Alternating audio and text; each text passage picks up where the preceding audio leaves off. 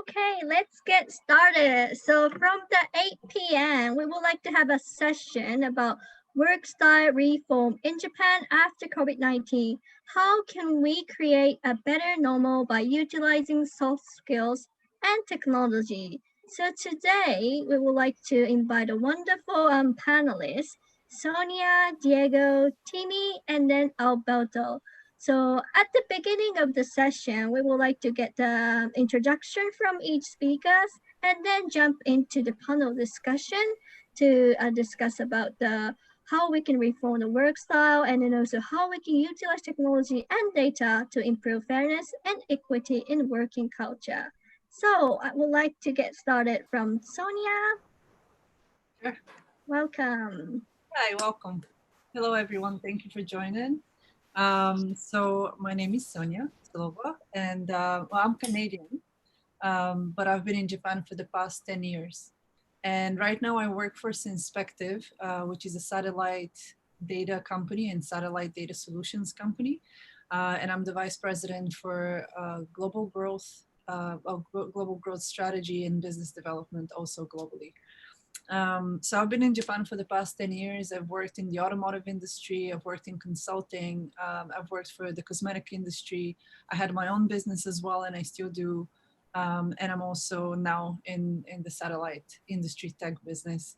And I'm also studying right now my master's in artificial intelligence as well. So again, 10 years in Japan. You know, I've done a lot of, I've had a lot of different experiences. I've been in big companies, in smaller ones. I had my own. So I saw a lot of things throughout the past 10 years, good and bad, and, you know, in the middle.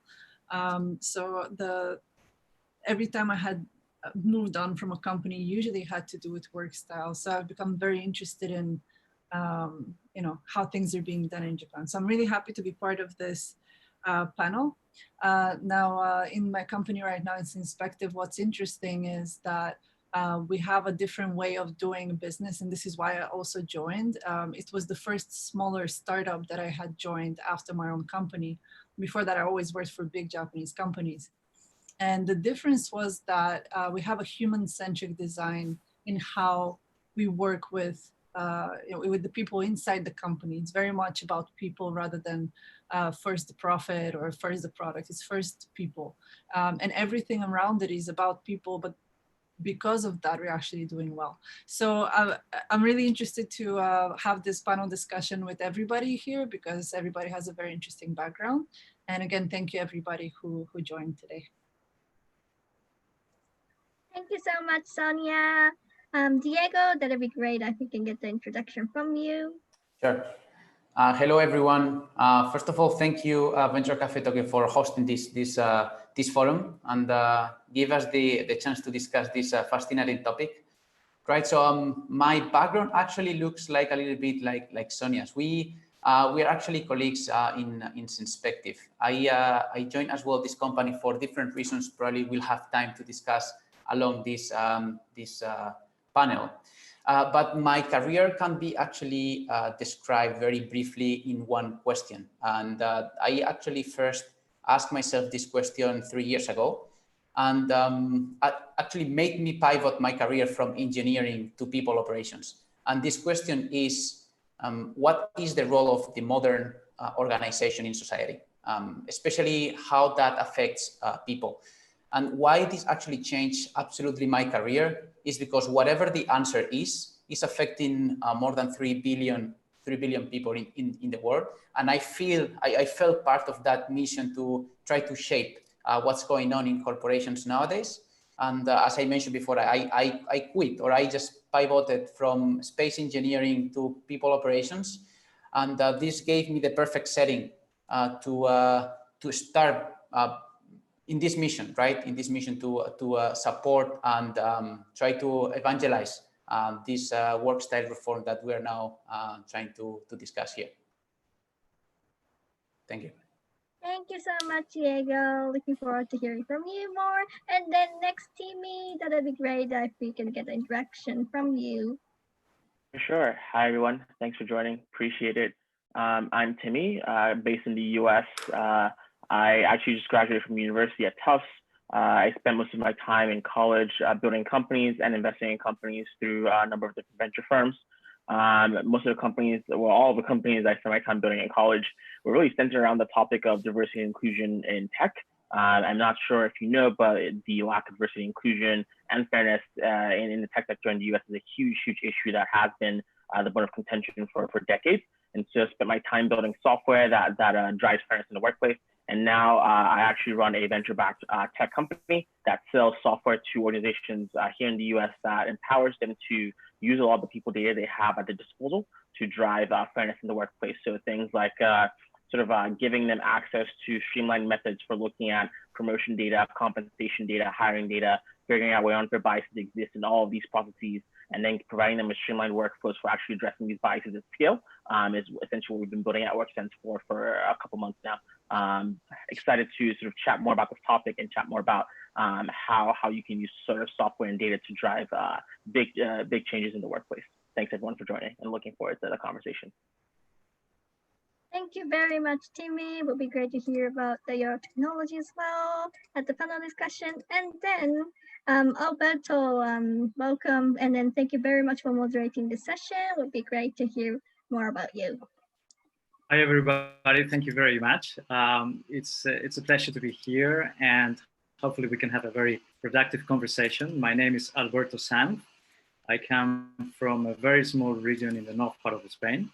But my background led me to live in many countries. Actually, I studied in Germany for some time, and then my actual first job was in a very small town in Ukraine. That was many years ago. That was the State Industrial and Commercial Bank of Ukraine. Well, you don't have to Google it because it doesn't exist anymore. And then my second job was in another bank in Turkey, in the beautiful Izmir, and there I also was working in another bank. It was called Tarish Bank, and then you probably guess my background was economics and business administration. But then I changed my career. I decided to apply for a position to work for the government. I was posted to work in the Trade Commission in India, in New Delhi. And there I had a great experience. I lived there for 3 years. I also started developing some business for some companies after I finished my assignment. It was a great opportunity to realize different work experiences and cultures that led me to have a much broader sense of reality in terms of cultural expectations, work-life balance, how to deal with conflict, decision-making in teams, and many other issues. I always say that I learned the hard way by making a lot of mistakes and trying really hard to put together a team. And I was basically doing hydropower plants and small renewable energy projects in the north side of India, in Uttar Pradesh. That's something really interesting. It led to business development, and I worked in business development for 10 years. And ultimately, I had to choose a bit of a work-life balance question. I realized that working in export, in international business development was really tough for me, for my family. So I had to decide, and I came back, and we decided to come to Japan for family reasons. And now I work with companies. I am a consultant in talent development, in organizational development, and I basically help teams become a little bit more successful and deal with rapid changes. So that's enough about me. And Lisa was very kind to remind me, and so that I can remind everybody, that we will be trying to make this very participative, and we will try to get questions from the audience. So by all means, feel free to send us questions through the chat box. We will try to read them from time to time. Lisa is going to help us here as well. And why don't we start with Paul? We want to understand a bit of the sentiment of our audience, and we're going to run a poll through Zoom, so that you can let us know what you understand is the best ideal workplace initiatives that you can have right now. Okay, maybe in your company or in a former company if you're not working. So let me relaunch this poll in a moment. Okay, so I believe it's active. So please select your ideal workplace initiatives. You can respond 3 times. And so the first one is having a better work-life balance with flexi time, work from home, paternity leave, maternity leave, and other elements, having more training and development, implementing more social responsibility initiatives, having periodic one-on-one meetings, coaching with your manager, receiving and being able to provide feedback, being recognized for your own abilities and achievements, and having more diversity and inclusion in my team. So let's see, I'm going to give you a couple of minutes to answer these.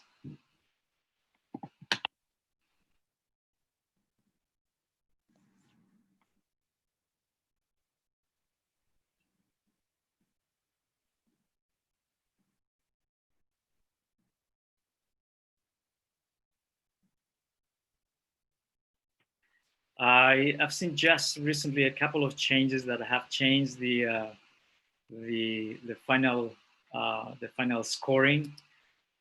A few seconds left. Okay, let's finish the poll. Okay, so we're going to share the results. We have actually 2 winners. As the Lisa is clapping, very happy. We have 2 winners. So 2 ideas, 2 initiatives that members of the audience are thinking that receiving and providing regular feedback is important for you. And also, second one, interesting, being recognized for your own abilities and achievements. Meritocracy, not just by the length of your contracts and how long you stay in the company. So those are very interesting questions. Let me see, the lowest scores, I think, relate to having more diversity and inclusion and having periodic one-on-one coaching with your managers. And no one, I think, answered the enjoying company perks, gym memberships, free food, etc. So that's interesting. So let's take it from there. Okay, so thank you very much for answering the poll. So, right, when we talk about work style reform, this is not just a policy that has started maybe a couple of years ago in many countries, not just in Japan. This is something that is a very important ongoing policy making and from any sort of industry, a lot of initiatives going on. So when we talk about work-life balance, we are basically, in Japan, we're basically talking about working hours, how people can reduce their overtime, and also how people can have, and companies can have a bit more flexibility. So as you probably know, the bill that was introduced in Japan in 2017 was really trying to reduce the working hours, to lead to health and wellness, to increase women participation, to try to improve productivity. By the way, if you hear, that's my son, my baby son, that is, I think that's a pretty good example of work-life balance and working from home environment. So that's originally the intention of this work style reform. In many countries, they are moving towards maybe a little bit different approaches. We're talking about employee engagement, moving from employee satisfaction to having psychological safety, a coaching culture. So there are many new trends going on. And I would like to start asking Diego, and especially because he mentioned that he's shifting towards people operation from engineering. And I really liked how you choose the word people operations instead of human resources, which is a bit more, I guess, inclusive, because people are not just resources. Why do you think work style reform is something that we are talking about nowadays? What's the reasoning behind these conversations around work style reform? Can you let us know? Sure. Thank you for the question. So actually, the term work style reform is something that has been with us not recently, but actually for the last decades. And it's very interesting to me. There are two different spheres. One is the macro level and one is the micro level. So on a macro level, the United Nations is doing a fantastic job on determining what are the points that needs to be improved. Either unemployment rates so high in certain areas of the world, very low salaries under $3 per day, etc. But I would like to focus on the micro, which is the economics of the organizations where everyone here within the panelists and the audience are. Basically, Alberto, you mentioned a couple of things before about Japan specifically, but also overseas on flexibility, working hours, etc., right? So to me, why I believe it is needed, and actually the reason why I shifted my career, I just focus everything on my experience. So I have felt disengagement, highly disengagement in my career, and I have felt a feeling of unfulfillment. So this made me feel empty in certain ways when it comes to work, and made me rethink what it means to work. And not only myself, but also people around me, right? This was the first red flag that actually made me realize something needs to be done. And if we walk a little bit more on other directions, the existence of people operations in corporations. So why a corporation, which is an entity to create benefits, why they spend resources in a people operations team actually makes me think. So there is a need to create the structures, to create the initiative that actually takes care of the people working. And obviously, I 100% believe that people are not resources, are not either assets, right? There is a very interesting approach from a consultant, which is actually something I really believe in. Your employees are actually investors. So if you treat employees as investors, you take completely different decisions. So those are basically the factors that made me realize we need to think of a reform.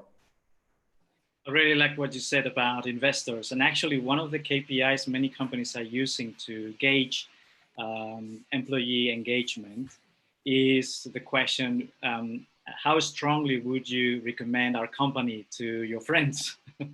Right. And that's a really good definition of, well, that person is an ambassador, is trying to promote our company. Very interesting. You mentioned two words that I think really connect with the current trends in work style reform. One is disengagement or engagement, and another one is fulfillment. Okay. And you said you felt that disengagement and that lack of fulfillment and led you not just to change your job, but also to change your career, right? May I ask, and you don't have to name names or point fingers, but sure, what was the reason behind this disengagement and lack of fulfillment? Sure.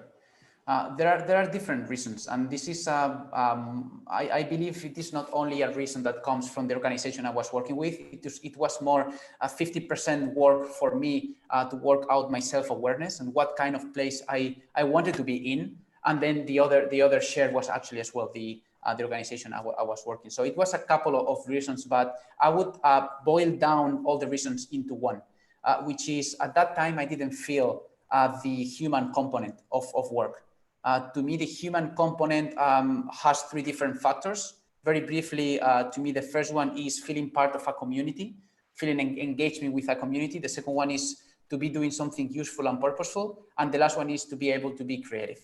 So at that time, when I was feeling in that sense quite lost at that point in my career, I was lacking all of them. So from that moment, I realized I need to do something to first to solve my problem. And then if I can actually affect and inspire other people's life, would be perfect.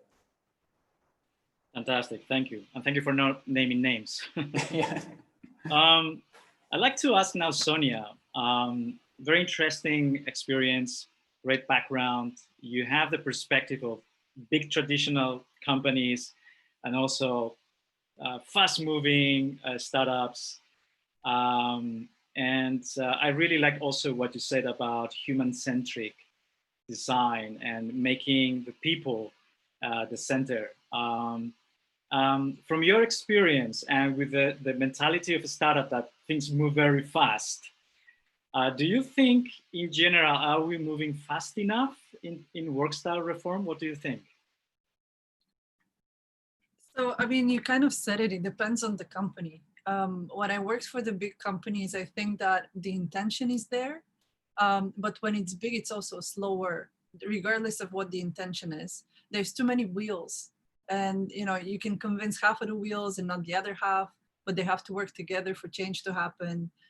It's not always up to you. And I think the reason why startups are a little bit faster in reform is that I think that a lot of people are looking for change, whether they're in a big company or a small one. But when you're fewer people, it's easier to do that change and then to build upon that change and then change again and change one more time. You can change 5 times, build upon each learning experience and gain something from it and be different.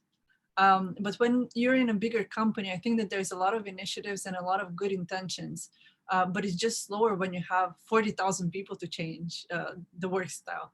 Even if those 40,000 together want to change, it's still making that concerted effort to make that change is difficult.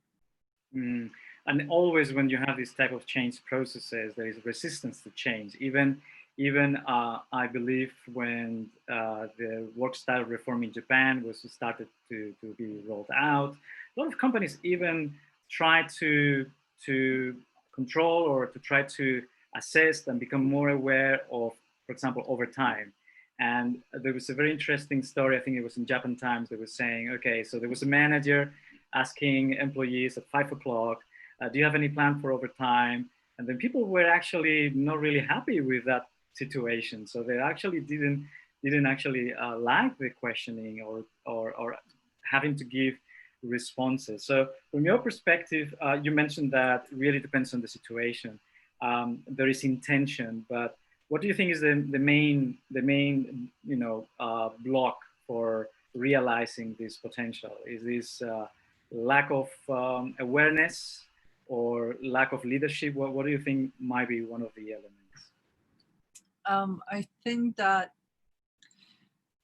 probably I don't think it's lack of awareness. It's really hard to answer that question, because if we knew the answer, we'll just implement it and it's going to work. Like I mentioned, I think that a lot of people, both in managerial positions, executive positions, they're trying to change. It's just that change looks different for every person, and getting people on the same page is hard. So while you're trying to change like this and you think this is what's important, another person is changing in a different way. And I think maybe the lack of conversation or forums like this, like right now, where we can try to convince each other of each other's point of view and what change should look like, there's not enough of that. Because I'm sure like everybody that joined today, everybody that's in this Zoom chat today, like there's a reason why you were interested in this topic. And staying, by the way, because you could be just, I don't know, let's see what's happening today.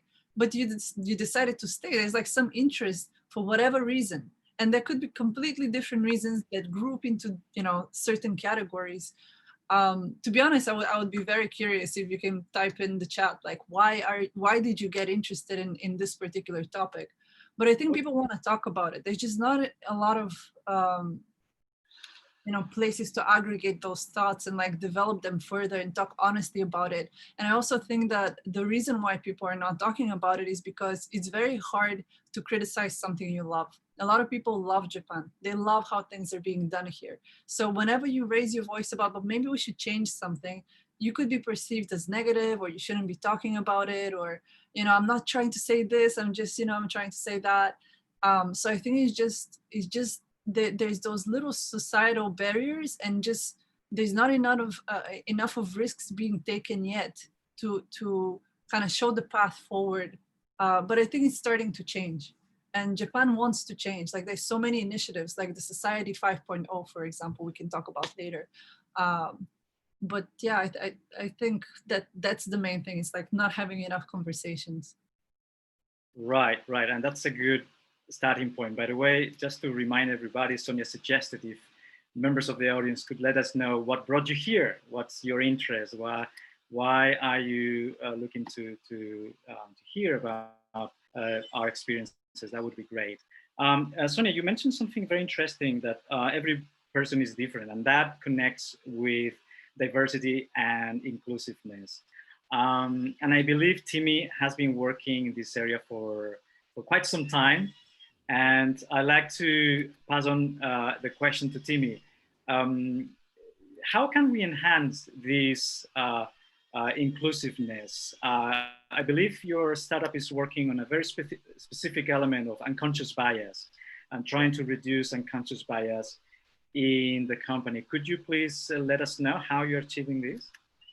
Yeah, for sure. So I think at least from my experience historically, the issue with the conversation around diversity and inclusion as it relates to workplaces has been that there's this intense focus on diversity because it's the easier needle to move, right? It's like I can go out and find five black engineers or 5 female engineers, and boom, diversity, done, right? And you think that now my work is done. But really what people are not thinking a lot about is that they're not creating workplaces that actually are conducive to these minorities when they come into these underrepresented backgrounds. And so what happens is you recruit these 5 females, these 5 black engineers, they come in, they spend 6 months and they churn, right? They leave for another workplace, and your diversity initiatives end up not working out because there's no compounded improvements, right? And so what we're seeing is that over the past decade, when you talk about, everyone says diversity and inclusion, but really it's really been just diversity that everyone's been focusing on, right? Looking at diversity recruiting, diversity talent pipelines, and so on. But increasingly now organizations are starting to think about, okay, well, we've been doing this for a while, it hasn't been working. How can we now improve retention? How can we improve inclusion in the workplace? And really, there's this paper that was put up by the Kapoor Center. They interviewed, and this was in the US, they interviewed around 2,000 minority engineers, just asking them, hey, why did you leave your job? And pretty much the overarching response that they got from the survey was, I was just being treated unfairly at work, and so I just left. And you have like these two sections of individuals. There's a category of individuals who left their jobs and just like went to another company, and you have categories of individuals that just left the tech industry, period, right? So it's like people are leaving their jobs because they're being treated unfairly. And if you want to really get minorities, if you want to get underrepresented people to stay at work, really what you need to do is treat them fairly. And it's not super hard to do. It just needs to be a conscious effort. However, what we found is that there's not a lot of very low friction ways to actually do that in terms of treating employees fairly, because like you mentioned, right, unconscious biases exist, and you have realities where there's all these social dynamics at work where, for example, if the manager is white and I'm white and we're both white guys, and on Friday there's like happy hour, we'll both go grab beer at the bar, we'll both keep talking. He'll say, oh, there's this promotion coming up in like 2 months. I'll say, oh, I think I deserve this promotion, or I think I deserve this raise or bonus. In 2 months, I'll end up getting that raise or bonus, not because I deserve it more than anyone else, but just because I'm more socially in tune with my manager, right? If you compare that to the experience of, say, a Black individual or a female or someone from a racial minority, maybe even a working mom, right? It's like they have things to do at home. They're not gonna go to happy hour at 8 p.m. when they have a 2-year-old at home. Like they gotta go take care of their kid, right? So it's like now they're not in this social setting that ends up giving them that raise, bonus, or promotion, and that's where all these unfairness comes in, right? The manager isn't necessarily intentionally doing this. It's just, hey, the social dynamic is a social dynamic, and when I go to the bar and this person asks for a raise, I'll give that person a raise because like they asked for it. And if you also think about factors like, if you even remove the social dynamic aspect of things, if you think about things like imposter syndrome, where, say, for example, you're a minority in a space that's dominated by a majority, you already feel like you don't belong there, right? So even just the act of going to go ask for a raise, a bonus, or promotion is something that it feels to you like you're doing too much. It's like, oh, I'm here, I should be grateful, I shouldn't ask for too much. And so there's all these sort of different dynamics that come into play when you're thinking about how to drive fairness. And really, from my perspective, the only way you can remove that dynamic and level the playing field for everyone is data. Are you capturing data on performance? Are you making sure that you're looking at who's being promoted? Are you making sure that you're saying, okay, I have a team of 200 individuals, there's 50 white guys, 50 females, 50 Hispanics, 50 Black people. If they're all performing at the same level, why is it that all the white males have been promoted 5 times over the past year, and every other person from every other demographic has been promoted only twice? that's an issue, right? And I think especially when you look at things like maybe a sales team where performance is very easy to measure, it's very easy to see quotas, for example, with sales teams. If everyone's hitting their quotas and only one demographic group is being advanced through the career path, there's an obvious issue. However, the issue is not a lot of companies are doing the work of actually looking at this data, because it turns out that this data is fairly decentralized across the organizations, right? So you have maybe one platform that you use to track payroll, another platform that you use to track performance reviews, another platform for potential ratings, different platforms for different people data. And that really is where the challenge comes into play, is you have to be willing to do the work of saying, hey, we need to do better in driving fairness across our organization. How can we consolidate all of this data? How can we analyze this data? How can we use data to understand better what's going on from a fairness perspective? And really, that's really core to what we're doing at WorkSense, where we're essentially trying to remove all the friction, right? We're integrating with all of your HR platforms. We're giving you all these insights, all these visualizations of your people data, and saying, hey, you have a problem in the team because all the people are performing at the same level, but this demographic is being compensated less for their work. And I think when we ran the survey, it was interesting to see that one of the top responses was being rewarded for my work. And that really is all the minorities are asking for in the workplace, right? That's really, it's not hard to be inclusive, right? You can have all these perks. I can get like $25 to I don't know, whatever perk you have every month, but really that's not what I care about. What I care about is when you assign me a project and I perform well on that project, I should get a bonus, I should get a raise, I should get a promotion because I've outperformed what was expected of me. And so really it all boils down to companies need to be willing to put in the work, and companies need to look at the data, because the data will show you where those biases and those gaps exist. And once you find where they exist, you can start doing the work of actually closing those gaps and driving fairness at scale. Very interesting. You mentioned that with data, because data is objective, it's neutral, it doesn't have bias, right? Yeah. We can compensate most of the decisions that we have to make in terms of people operations, like not just hiring, but promotion, many other elements. From your experience, when companies implement this data-driven analysis to reduce unconscious bias in hiring, promotion, retention, have you been able to assess how they increase or perform in a different way? Are they, I don't know, their engagement is different, their productivity is different, are they more successful revenue-wise? Do you have that type of analysis? Yes, so not directly, but I think it's fairly easy to work your way towards what that outcome looks like, right? So, I mean, I think in this day and age, it's almost common knowledge that diverse teams outperform, period, right? If your team is more diverse, you will outperform like your competitors by almost 33% in the same space that you're in. And the only way to maintain diversity is to be able to compound your diversity efforts, right? So earlier I mentioned a lot of the times you're hiring diverse candidates and you're churning them over and over again. And so you hire 10 this year, you churn 9, you hire 10 next year, you churn 9, 2 years, you have only 2 after hiring 20. Right. So it's like, if you're not compounding these efforts, you won't see these improvements and these benefits of having a diverse team. And so really, I think what the value of data can do is that data allows people to stay at your company more. Right. And if you look at the survey I mentioned, the Kapor Center survey, that people leave their jobs because they're being treated unfairly. So it stands to reason that if you treat them fairly, they will stay at their job. Right, they will be more willing to stay because they know that they see a path for them to be promoted to a higher paying role. They know that when they perform, they're compensated fairly. They know that when they do something well, they're rewarded for their efforts. And so really, it all boils down to, again, just being fair, using your data to be fair. And when you do that, you will start to see those compounding efforts of diversity, and you will start to see those sort of rewards where you're outperforming your peers financially. Because I mean, I think really the challenge with diversity and inclusion efforts has been, how do you make a business case for diversity and inclusion? Right? Because as a company, I'm motivated by my financial returns. That's all I care about, period. And so now that we have all this research by companies like Deloitte, Morgan Stanley, that have done all this research to say, hey, listen, if you're diverse, you will outperform your peers financially in your market. Now there's a business case for diversity and inclusion. Now companies understand that, okay, if I put in the work to be more inclusive and fair to my employees, I will reap these efforts of diversity, because that is, it's not a conjecture anymore. It's a given at this point. So that's what it is if you're more fair, if you use data to be more fair, you will financially pretty much outperform your peers, which is all you care about as a company, which is all you should care about really as a company, is the financial bottom line.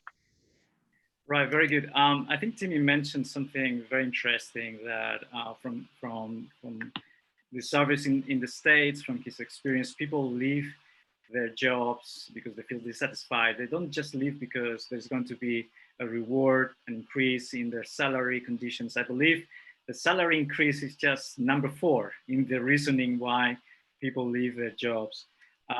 So now we have a bit of a hint, right? So in order to make a better work style and a more productive work environment, more successful work environment, I think we're touching already on diversity, on unconscious bias reduction, and so on. The topic of diversity is very interesting in Japan, because originally some years ago, the conversation was around how can we make sure that we increase women in management positions? How can we make sure that we have certain ratios?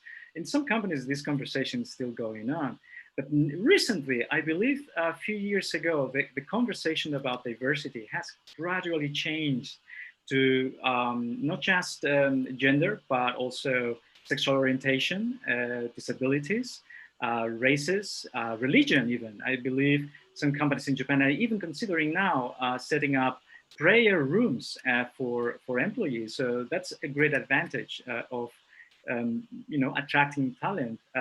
Other companies are already rolling out menus in who can cater different choices and diet requirements. So we can see little by little this process. So now we started with a little bit of the general elements. So why the work style reform, and why it makes sense, and Timmy mentioned the business case is very important for diversity. Let's move on to maybe more concrete examples. And I want to ask now Diego, in your opinion, what would success for a positive work style reform would look like? What do you think would be the successful result? Right. All right. This is a complex question. Has many different interpretations, and I would like actually to focus this question to Japan. Now, we are here, and our careers have been developed here recently. To me, how the future can be very diverse. I believe we should focus on what needs to be done today. And today, under my experience, having worked in different organizations in Japan with different cultures, I think there are 3 different pillars that needs to be considered, right? And which is very interesting, actually, that Alberto, you mentioned before, is if you Google work style reform, the first entries are actually Japanese media. So you don't have to write in Japan, but actually already in Japan, this conversation and narrative has been for longer than many other countries. So, they are aware, and actually the change is on the door, right? Knocking the door. So in my opinion, as I mentioned before, there are 3 different pillars. The first one is the generational renewal. So in my opinion, the education in Japan is been one of the most archaic systems within the last 50 years. And education affects in different ways, not only the new employees that join companies, but also the way they will behave the rest of their lives in their corporation. So the generational renewal will allow new ideas and fresher ideas. So a very quick incentive or a very quick initiative we can actually implement is letting younger people getting executive level positions earlier, right? Which means having the senior members in an advisory level, however, younger generation taking responsibility over not only providing ideas, but also executing ideas. This would be in a time frame of 10 to 20 years, something that can actually provide very good results, right? And the second factor is what I slightly mentioned before, which is ideation. Fortunately or unfortunately, in the recent times, the biggest value is created through ideas and connecting things that seamlessly does not have any connection. It's not anymore land, it's not anymore industrial assets, it is ideas, right? And in Japan, the ideas creation is not as expanded and as nurtured as it should be, in my opinion. So something actually, as Sonia mentioned before, in Sinspective, we have this people-centric design. Well, actually, what we're trying to do is exactly that, is empowering ideas not only by being transparent, this is already a given, but it's also actually giving people the voice and heard people, right? So that it's not only the same ideas coming from the same kind of background, our executive, but also new people can actually bring in new ideas. So answering your question, Alberto, would be two things. Having this generational renewal empowerment and aligning that with a new vision of ideation and empowering and giving people voice. Very interesting. And I believe those points are particularly challenging sometimes because of cultural elements, hierarchy, the way the system is structured in terms of who should speak in a meeting, who should provide ideas. Sure. So definitely those idea generation from younger generations is very important. So let's stay in perspective, and I'd like to ask now Sonia, because we are in the maybe a good example for people operations for how a company is driving this change. Could you maybe expand on the ideas, the good experiences that you've personally observed in terms of work style and changes that you've been implemented or the company has implemented? Can you let us know some ideas around that? For perspective, in particular, yeah, I mean, I think that the idea is the right idea, you know, from the start, kind of making it about people's lifestyles and giving the flexibility, you know, even before COVID, we were able to work from home if we wanted to. We decide, you know, when to work. And I think that's one very important key for work reform, is to acknowledge that people have different schedules, even biological schedules, that people perform better at different times, and that it's about the output rather than the time that is being put into something.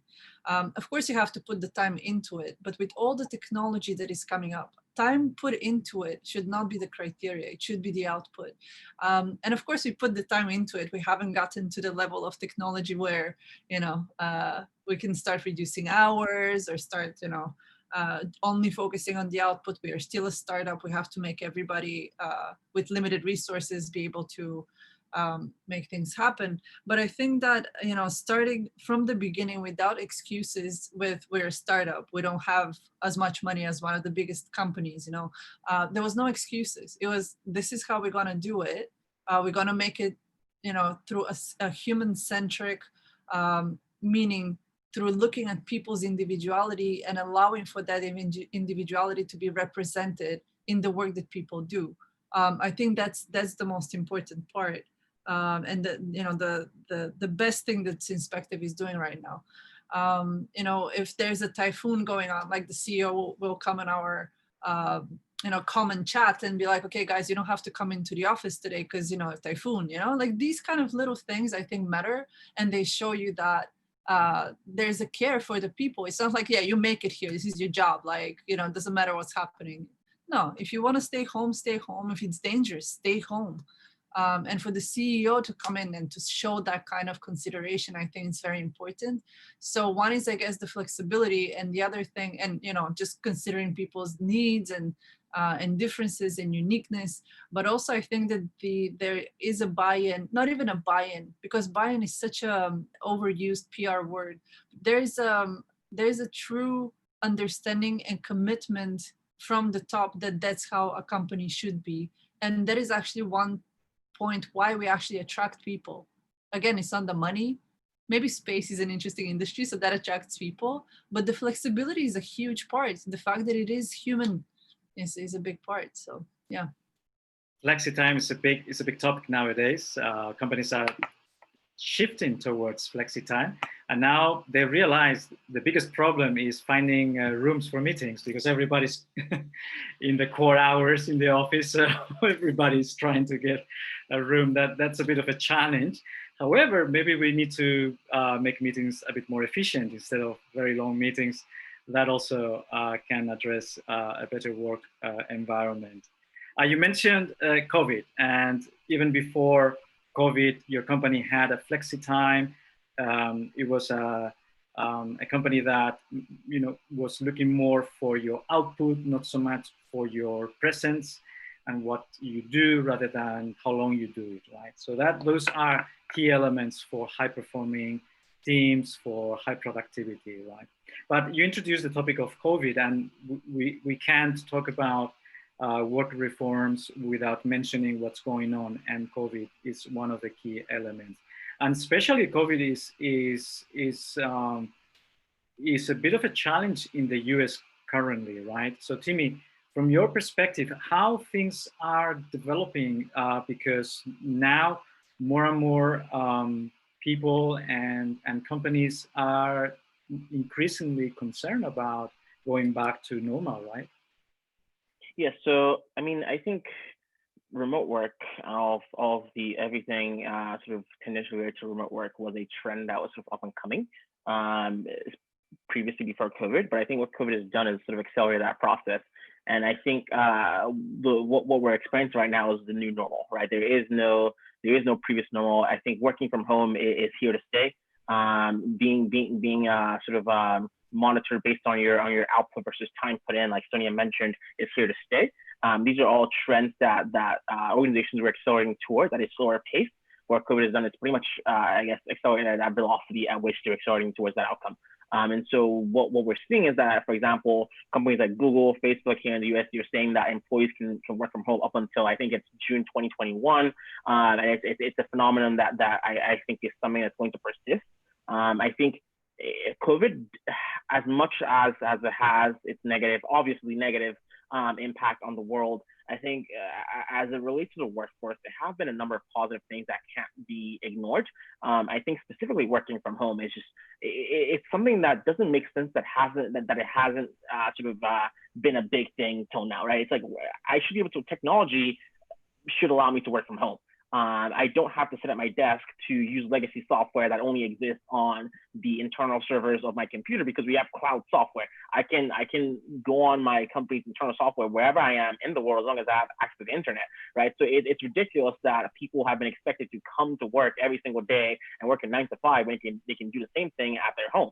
And so I think now the challenge now becomes, how do you maintain those sort of because for a lot of people, work was a place that they went to as a job, but also a place for social interaction, right? And so now the challenge now becomes, how can we, as workplaces are sort of, I guess, barreling towards this reality where working from home and remote work is probably going to persist in the long term, how can we start to keep those social interactions going? How can we make sure that I can randomly meet someone and engage with someone and say, oh, we share this sort of interest. Now we become buddies because we were at the water cooler randomly at the same time and happened to chat about something, and now we're lifelong friends, right? So those serendipitous relationships at work, I think, is a big challenge in terms of remote work that I see as a big thing that we need to figure out how to solve. Because if you have people working from home, the challenge then becomes, well, how do you meet friends? How do you make acquaintances? And so I think that's going one way, right? The other way, though, is that now with working from home, I have more time to maybe go explore my hobbies and interests and all that stuff, right?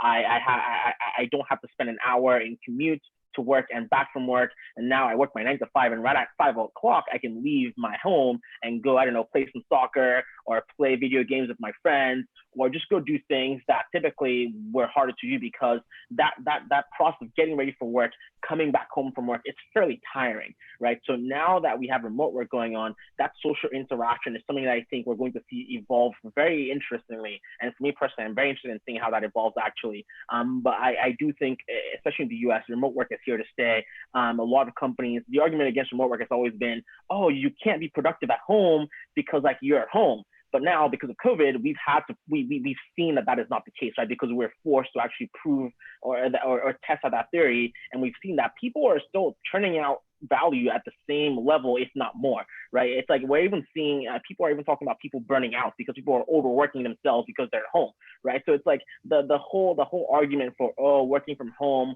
will lead to less value creation because people will be less productive. That's all a sham. It's a lie, and COVID has helped prove that, right? So now the challenge is, it's something that we mentioned earlier, is how do you maintain that work-life balance? How do you maintain social relationships? How do you make working from home something that actually works for individuals in a manner that they don't feel guilty because they're taking a nap in the middle of the day, in a manner that doesn't sort of seclude them from social interactions. And so that's where I see a lot of the challenge coming in, is that social aspect of things. But remote work is here to stay. People have tried to not accept that. COVID has taken that and tested that theory and proved that it is here to stay. That's a great positive way of looking at working from home. I think originally everybody started like developing baking hobbies and banana bread. However, you mentioned the balance, right? Like I think I saw in a report that there are two demographic people, two specific demographics that are mostly affected by working from home. One is daddies and babies crying, and we have to deal with it.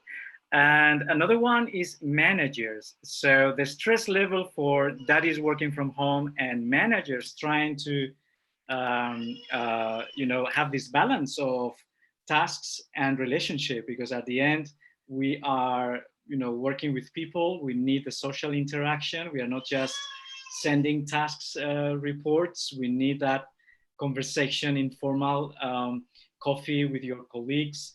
So I've been talking with many friends, and they've mentioned one of their biggest challenges is precisely how you handle this balance. Like, we are losing the contact, we are losing the human connection. So I want to turn to maybe Diego. What have you done to minimize that lack of human connection? Well, in your company, what are you doing? Do you have like a coffee, right, Zoom meeting? What do you have? Yeah, that's actually the question now in these days, right? So I don't think actually the answer depends very much on the situation. It's much more straight towards bringing the human factor of it, right? Of working with a team. So obviously technology helps in these situations, as Timmy has explained to us. In my opinion, is bringing everything down to a human-to-human interaction.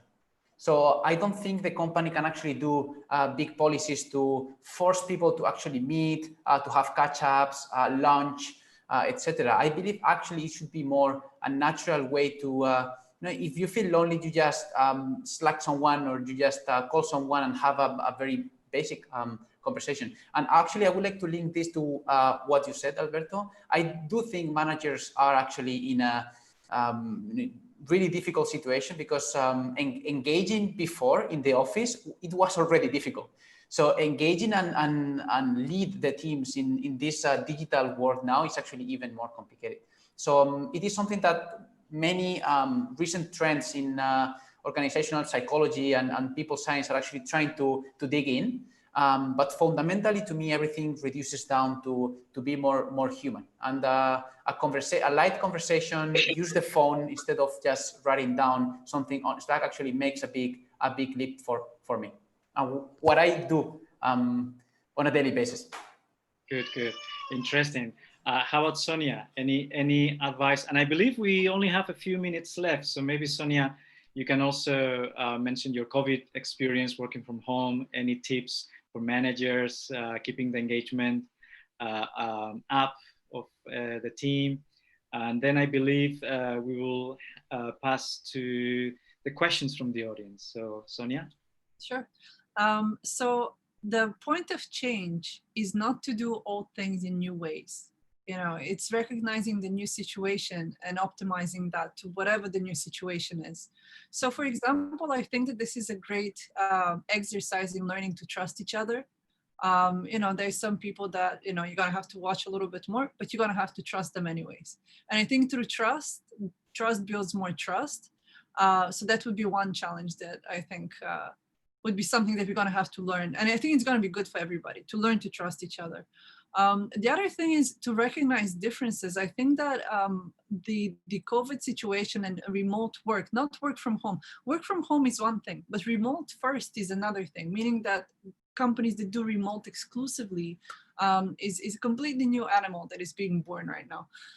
So when you work from home, you know, you're going to have to deal with people in a different way, but also people are different. So for example, some people are very social. Some people like to talk a lot. Some people like to go and talk to different people on their breaks. And there's people who want to be there just to do their work, leave them alone. They want to be productive. They don't want to talk to people. And there's people, in between. Then there's other things, like I think it's going to be easier to bring in some people who are excluded from the work force because of differences, because of disabilities, because of raising children, because of many reasons. And I think that that's going to open up a lot of opportunities for people as well. So it's not so much how to do the old things in a new way. It's kind of embracing the new way. And you find your social circle, you find your way to interact with work. And I think work will become a different meaning in our lives as we evolve. So I'd rather look at it as an opportunity for a completely, new way of doing things rather than, doing things the old way, but remotely. But the way I keep social, I mean, I don't try. I have different circles. I have, a significant other. I have family. I have friends, and I also keep in touch with my team. But I don't force it, because work is work, and there's people that I get along with. There's people that they're good people, but we're not necessarily the best of friends. And I think that's okay. I think there's a lot of pressure on people to get along with everybody all the time. And this social kind of, not social distancing per se, but allowing people to be in their preferred environment, that's going to open up a lot of opportunities and maybe fix a lot of mental pressures as well, societal pressures. Yes, the well-being, that's definitely the aim of all these work style reforms, and health, well-being, and happy employees, right? Who can be really fulfilled and engaged. All right, so that's about time. Thank you very much for your great ideas and communication. Lisa, I believe we are opening now for the Q&A. Is that correct? Yes. So, 英語で日本語も大丈夫ですね。Okay. Yep. So if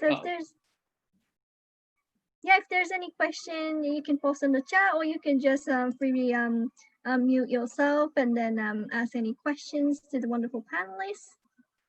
Now I got a one comment from Fabian that he's currently working on the HR tech company focusing on the Japan market, and then he came to this webinar to learn more about the empower of the HR leaders more, so that they can help Japan catch up in the HR tech space. So if there's anything, Fabian, you would like to add or you would like to ask to the panelists, feel free to unmute yourself and then speak it up if possible. So just to confirm, the question is if there are some ideas to empower HR leaders so that they can help catch up with HR tech space. Okay. Hey everyone, this is Fabian. I just want to thank everybody for sharing your insights. Yeah, I mean, here I work in the HR tech space, and I've been doing this for quite some time. I used to be in HR, and I always feel like in Japan that we're not quite there yet comparing to other countries in terms of HR BP, the notion of HR business partner that actually can, really bring some asset and work hand in hand with top management. I always get the feeling that, and again, I don't want to stereotype, right? Because I think that you have some companies that do it right, but many companies out there, HR is still perceived as a cost center, right? So how can we do to, I'd love to know your take on how can we do to, help the HR leaders out there to be more empowered and to influence top leadership to catch up their their delay in HR tech space? Right. So I believe there are two things. Maybe also Timmy can mention the tech space element. I will just give you my 2 cents in terms of how I felt it so far. As you mentioned, there are great companies with really great strategy in terms of enabling HR to be the driver for cultural change and be more strategic than operational. So we do have those companies in Japan as well. But I think one of the main challenges is how HR needs to move towards that strategy and not just being operational. And I think for me, that's one of the main challenges. And I believe that comes from a leadership transformation to really allow learning to play a very important role. So chief learning officer is not something uncommon outside Japan, but it's becoming popular. So how around people operation in areas related to driving cultural change, assuring that everybody's engaged and towards the same vision. I think that's a very big bet from the leadership. So I think the conversation needs to be with the C-level, with executive level, and try to drive that change from there on. That's my take from the human resources and people operations area. But maybe Timmy, you have some advice from the technical perspective. Yes, so I was just gonna chime in and say it's like you like Alberto mentioned, you need executive buy-in. With our software, what we're selling is like software that helps to drive fairness, but it's primarily HR tech, and we sell to chief people officers, right? So if you don't have executive buy-in, you really can't implement any HR strategy from a tech perspective that can drive sort of a bottom-up change. And so that really is where the challenge is getting executive buy-in. I will say in the US, there's been a number of, dynamics in play that have helped to drive that executive buy-in. I think because the HR tech market in the US particularly is fairly crowded. And by that, I mean, there's a number of people who are building tech products that are specifically being sold to HR companies. And what those individuals do or end up doing is that they end up teaching executives how to think about leveraging tech to manage HR, right? So for me, with WorkSense and what we're selling, we're engaging with executives and we're saying, people officers, here's how you can use technology to drive fairness in the workplace. It's a conversation we have to have. It's a learning process that has to happen, but really all of that conversation has to happen at the executive level. And then in terms of just like, I guess, thinking about how to go towards a more data-centered strategy, I think organizations just need to frankly do better at keeping data and storing data, because HR tech can't work without the data. That if it doesn't exist in the workplace, HR tech is useless. Our technology, whenever we talk to investors and they ask what the biggest challenge for our business is at WorkSense, our biggest challenge is data. Because if the data doesn't exist, our product is completely useless, because all our platform does is sit on your people data and give you insights on your people data. We don't generate people data. And so employers have to start to do better in terms of having systematic processes for storing employee data, because all that employee data is what will power HR technology that you use in the workplace. And it's a very sort of circular process, because like HR tech is how you collect that HR data in the first place, and then that data is what powers your HR tech as well. So it's almost like a very circular process, but it's like you got to do the work to get the value. So the executive buy-in needs to exist. And so just echoing Alberto's thoughts. And I also saw that in your comments you mentioned that you're looking to launch a solution in Africa and wanted some advice on penetrating our market. So happy to sort of talk offline about this and sort of give any thoughts that might be helpful. I'd like to also just add something directly to your question. So basically, how do you empower HR? So you have to show your power. So basically, if you talk to executives and you're trying to get funding, or you're trying to get more attention, or you're trying to prove that you're not just a cost center, I think this is a really good time to do that. And it's for two reasons. So one, it's because it's an ambiguous time. You want to make change, those are the times where you can make change. You jump in and you show how you can help with the remote work and make this into a profitable endeavor, or make it into a more human-centric way of having more efficient operations and all the cost that's going to save, but the technologies that you're going to need. I mean, so many people are confused right now. So if you give people a way out, you give them a path, they'll empower you, because nobody knows what's happening. So just kind of putting that emphasis, it's going to give you power automatically because you're bringing in value that is so urgent right now. So that's one. And the other thing is, I kind of mentioned it in the first topic, but even before COVID, human centricity and you know, just making the job and the work environment better for people, more and more is becoming a competitive advantage because we're moving towards a more knowledge-based economies around the world, and that's how economies compete now, right? The knowledge-based, just being a knowledge-based economy is very important, especially in all the developed countries and the developing countries trying to leapfrog to that as well. So what's important and why is that important for HR is because this is how you attract talent. You know, if you have the right environments, if you train the people, if the people are happy and that word travels, then you become the company with the best talent. And the talent is going to become the most important thing. It already is very important, but I think there's more, emphasis on profits and shareholders and all that. But it's going to very quickly become, very much centered on attracting the best people from around the world to your company, to your country, to your economy. So I think those 2 points would help you. Thank you. Thank you for